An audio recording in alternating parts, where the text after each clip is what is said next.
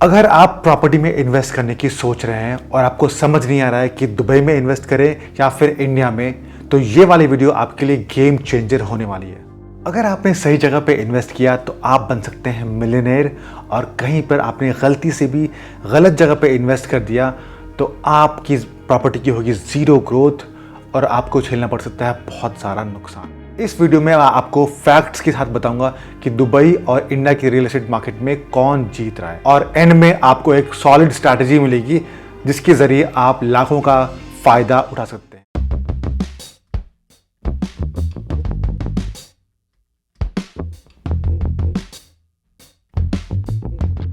मैं हूं मसरूर, दुबई का प्रॉपर्टी इन्वेस्टमेंट एक्सपर्ट, और आज मैं आपको वो सीक्रेट इनसाइट्स देने वाला हूं जो कि 90% लोग नहीं जानते।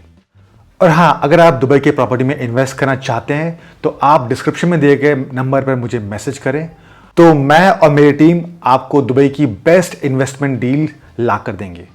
सबसे पहले देखते हैं कि मार्केट ग्रोथ, दुबई का मार्केट जो प्रॉपर्टी मार्केट है वो किस स्पीड से ग्रो कर रहा है। दुबई में रियल एस्टेट के प्राइसेस 20 से 30% तक बढ़ चुके हैं, और जो प्राइम लोकेशन है वहां पर तो 50% तक की ग्रोथ भी देखी जा चुकी है। तो अप्रिसिएशन के पॉइंट ऑफ व्यू से दुबई फास्टेस्ट ग्रोइंग मार्केट में आती है, इसलिए आजकल सब चाहते हैं कि दुबई की प्रॉपर्टी में इन्वेस्ट करें।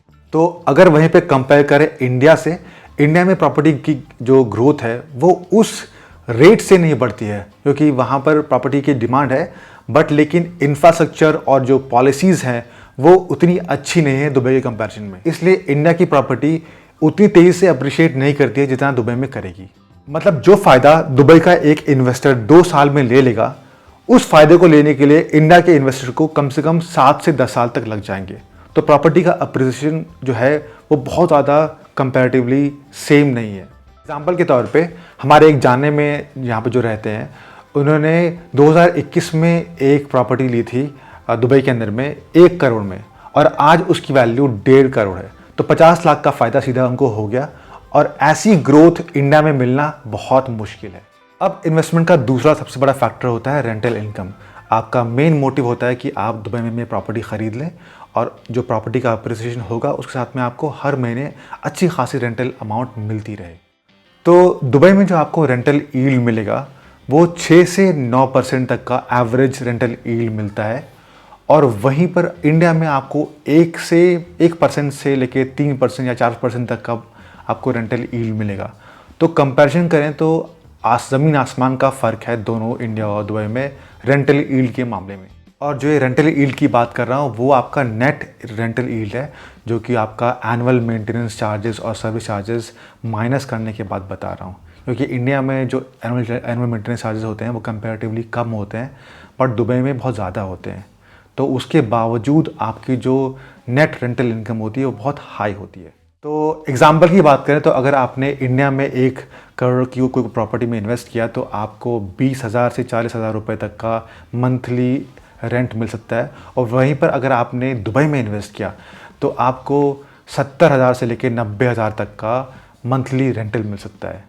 तो इसी वजह से सभी लोग आजकल दुबई में प्रॉपर्टी में इन्वेस्ट कर रहे हैं, क्योंकि पैसिव इनकम के लिए ये बेस्ट इन्वेस्टमेंट अपॉर्चुनिटी है। वीडियो में आगे बढ़ने से पहले मैं आपके लिए एक सवाल छोड़ता हूँ कि आप कमेंट बॉक्स में लिख के बताएं कि अगर आपने दुबई की प्रॉपर्टी में इन्वेस्ट किया है तो कौन से डेवलपर की प्रॉपर्टी है जिसमें आपने इन्वेस्ट किया, और अगर आपने इन्वेस्ट नहीं किया है और आप इन्वेस्ट करना चाहते हैं, सोच रहे हैं, प्लान कर रहे हैं, तो आप बताइए कि आपको दुबई का कौन सा डेवलपर सबसे बेस्ट लगता है। कमेंट बॉक्स में आप उसका नाम बताइए। अब बात करते हैं प्रॉपर्टी टैक्स की। इंडिया में बहुत सारे टैक्सेस होते हैं, तो इंडिया में आपको अपने रियल एस्टेट पर stamp duty, capital tax, GST, property tax देना पड़ सकता है। तो अगर इन सबको जोड़ें तो इंडिया में जो टैक्स बर्डन है रियल एस्टेट पे 10% से 20% तक का होता है। वहीं पर दुबई की बात करें तो 0 property tax, 0 capital gains tax. मतलब अगर आपने दुबई में अपनी प्रॉपर्टी बेची तो वो सीधा की सीधा आपके पॉकेट में जाएगा, कोई भी टैक्स नहीं कटेगा, प्योर प्रॉफिट आपको मिलेगा। तो एग्जांपल की बात करें तो मेरे एक जानने वाले ने मुंबई में अपना एक फ्लैट बेचा, 1.5 करोड़ में फ्लैट बेचा, तो उन्हें 30 लाख रुपए का वहाँ पे प्रॉफिट मिला, बट वहीं पर उन्हें टैक्स में 6 से 7 लाख रुपए देने पड़े। और वही चीज़ अगर आप दुबई में बेचते तो आपको 0 टैक्स देना पड़ता, सब कुछ आपके पॉकेट में जाता। और वही डील अगर दुबई में होती तो आपका 1 रुपया भी टैक्स में नहीं लगता। अब बात करते हैं फ्यूचर ग्रोथ की। तो अगर आप प्रॉपर्टी ले रहे हैं तो आप ज़रूर लॉन्ग टर्म की सोच रहे हैं कि मैंने प्रॉपर्टी ख़रीद लिया और अब मैं 5-10 साल 20 साल के बाद में इसको अप्रिशिएट करके बेचूंगा तो मुझे अच्छा खासा प्रॉफिट होगा, या फिर आप 3-4 साल में बेच रहे हैं ताकि आप ना उसके प्रॉफिट से कुछ और चीज़ ले सकें।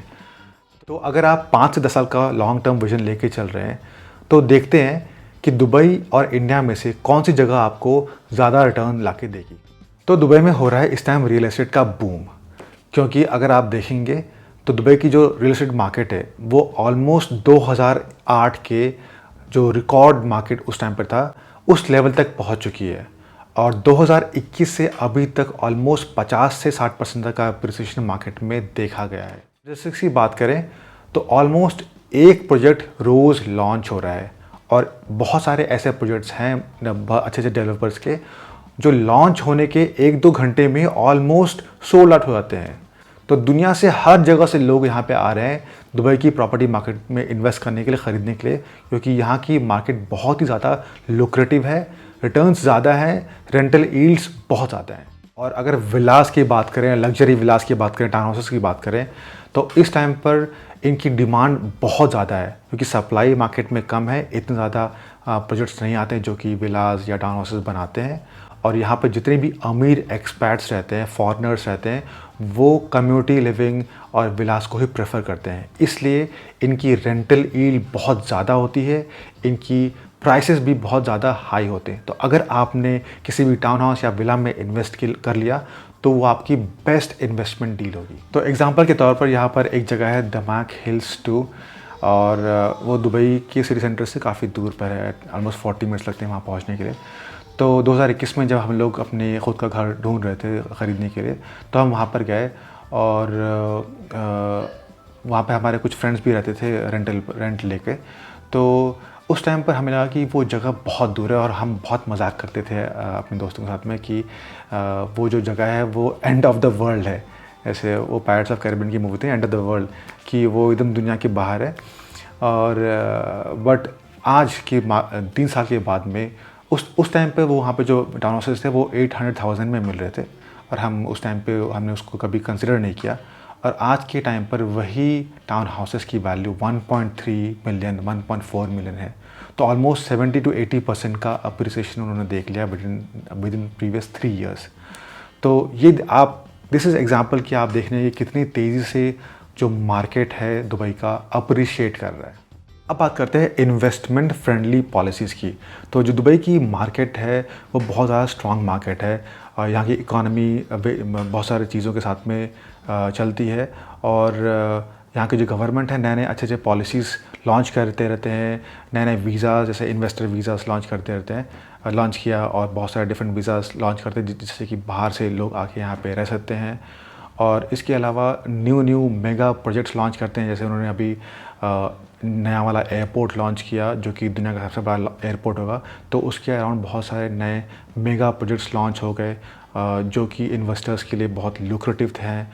और इसके अलावा नए नए डिस्ट्रिक्ट्स लॉन्च करते हैं, जैसे AI डिस्ट्रिक्ट्स, एक्सपो सिटी और मेगा सस्टेनेबल सिटीज़। तो ये सारे गवर्नमेंट इनिशिएटिव्स ओवरऑल इकोनॉमी को बहुत ज़्यादा स्ट्रॉन्ग करते हैं और रियल एस्टेट मार्केट को ज़्यादा प्रॉफिटेबल बनाते हैं। मतलब अगर आप रियल एस्टेट में दुबई में इन्वेस्ट करते हैं तो आपकी प्रॉपर्टी 2x या फिर 3x भी जा सकती है। तो वहीं पे अगर इंडिया की बात करें तो रियल एस्टेट ग्रोथ काफ़ी स्लो है कंपैरेटिवली, और गवर्नमेंट पॉलिसी इतनी स्ट्रॉन्ग नहीं है, और रियल एस्टेट डेवलपर्स की बात करें तो काफ़ी सारे लोग टाइम पर प्रोजेक्ट नहीं दे पाते हैं, या फिर काफ़ी इश्यूज आते रहते हैं। काफ़ी सारे न्यूज़ में देखा है कि डेवलपर्स काफ़ी सालों तक लोगों को परेशान करते हैं, प्रोजेक्ट ही डिलीवर नहीं हो पाते हैं। तो लोगों का जो ट्रस्ट है वो बहुत ज़्यादा उन पर नहीं है, और ROI भी बहुत कम होती है। तो इसलिए इंडिया में ये पॉलिसीज़ के चक्कर के और टैक्सेस के चक्कर में रिटर्न उतना फास्ट ग्रो नहीं करता है। इंडिया में ज़्यादातर पॉलिसीज़ जैसे टैक्स, डीलेज और अप्रूवल्स बायर्स के अगेंस्ट जाते हैं।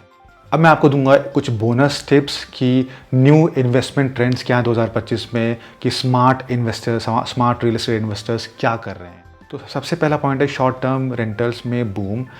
शॉर्ट टर्म रेंटल्स का मतलब है जो एयरबीएनबी होते हैं या फिर होटल सर्विसेज टाइप के जो चीज़ें होती हैं, वैसी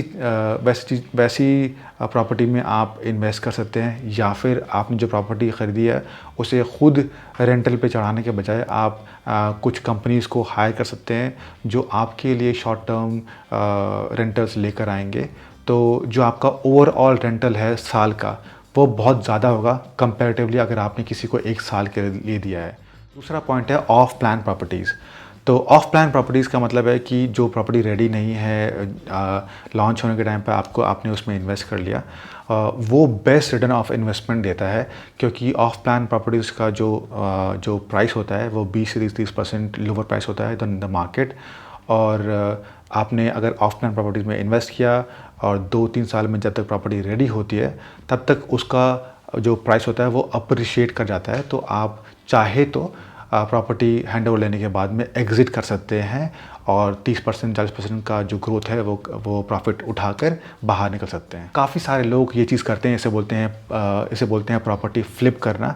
आपने कम पैसे में ख़रीदा और जैसे ही देखा आपने कि मार्केट हाई पर है, आपने उसको बेच दिया, आपने फ्लिप कर दिया, फिर आपने दूसरी प्रॉपर्टी इन्वेस्ट किया, फिर आपने ऐसे उसको बेचा। तो काफ़ी सारे लोग ये खरीद के फ्लिप करते रहते हैं और बहुत अच्छा मुनाफा कमाते हैं। तो अगर आप अपनी वेल्थ बनाना चाहते हैं तो प्रॉपर्टी में इन्वेस्ट करें और दुबई की प्रॉपर्टी में इन्वेस्ट करें, और यहाँ पर इन्वेस्ट करने का गोल्डन टाइम अभी है। अगर आपको अब भी कन्फ्यूजन है कि कौन से एरिया में प्रॉपर्टी ख़रीदें, कौन से प्रोजेक्ट में प्रॉपर्टी ख़रीदें, किस डेवलपर से लें, कौन सा टाइम बेस्ट है प्रॉपर्टी में इन्वेस्ट करने के लिए, तो आप मुझे डिस्क्रिप्शन में दिए गए नंबर पर कॉन्टैक्ट करें। मैं और मेरी टीम आपकी हेल्प करेंगे और आपको बेस्ट डील ढूंढ के ला कर देंगे, ताकि आप भी आसानी से बेस्ट इन्वेस्टमेंट कर सकते हैं दुबई में और मिलियनेयर बन सकते हैं। ऑलराइट गाइस, तो ये था आज का वीडियो। अगर आपको ये वीडियो अच्छी लगी तो उसको लाइक करो, चैनल को सब्सक्राइब करो, और अगर आपके सवाल हैं तो कमेंट बॉक्स में ड्रॉप करो ताकि मैं उन सवालों का जवाब दे सकूं। मिलते हैं अगले वीडियो में, तब तक के लिए invest smart and stay rich.